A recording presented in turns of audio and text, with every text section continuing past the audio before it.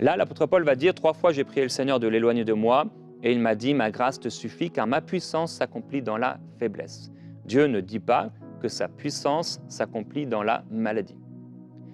Il dit « Je me glorifierai donc bien plus volontiers de mes faiblesses. » Alors, si on parlait de maladie, comment l'apôtre Paul pourrait se glorifier de la maladie alors que Christ la chassait constamment et qu'il ne l'a jamais utilisée, comme je l'ai dit, pas une seule fois comme un instrument d'éducation ou de croissance. Et pas une seule fois, il n'a dit à quelqu'un non plus qui venait à lui pour recevoir la guérison, eh bien non, conserve cette maladie parce qu'en fait, Dieu est en train de t'apprendre quelque chose. Nous ne pouvons accepter le fait que l'apôtre Paul était en train de dire « Je me glorifie du fait d'être malade ».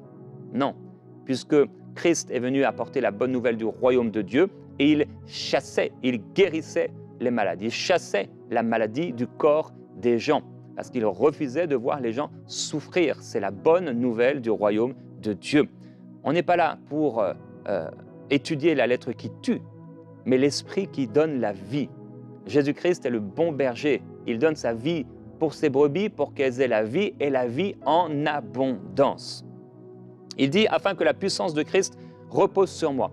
Et il va expliquer c'est quoi ces faiblesses. C'est pourquoi je me plais dans les faiblesses, dans les outrages, dans les calamités, dans les persécutions, dans les détresses. Ici, il n'y a pas une seule mention de la maladie.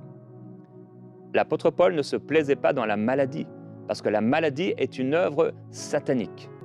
Je ne dis pas que chaque malade a un mauvais esprit, mais je dis que la maladie est le fruit des œuvres sataniques.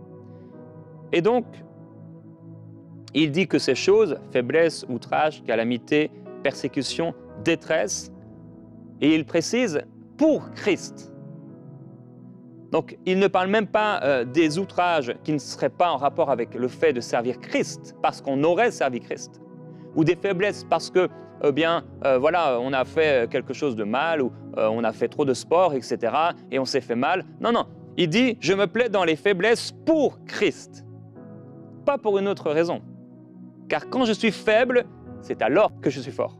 Quand il dit « quand je suis faible, c'est alors que je suis fort », il ne parle pas du fait d'être faible parce qu'il aurait fait un marathon ou parce que, comme j'ai dit, il aurait fait du golf et il se serait blessé le dos. Non. Il parle du fait d'avoir servi Jésus-Christ, donc d'avoir fait quelque chose pour Christ et à cause de cela, d'avoir vécu persécution, difficulté, détresse. On sait qu'il va y avoir des problèmes en mer, il va y avoir des problèmes sur la terre, il va y avoir des problèmes avec les frères, avec les faux frères, etc.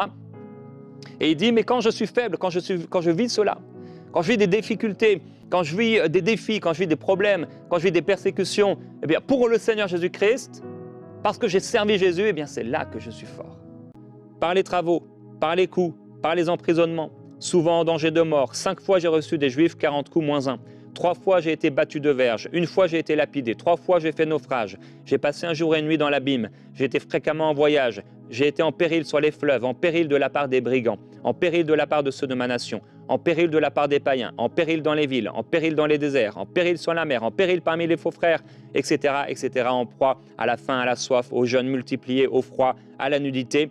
Et il dit « qui est faible que je ne sois faible, qui vient à tomber que je ne brûle, s'il faut se glorifier, c'est de ma faiblesse que je me glorifierai. » Il vient de citer ici une vingtaine de choses dans lesquelles il est faible à cause de Christ. Pas une seule fois, il est mentionné la maladie.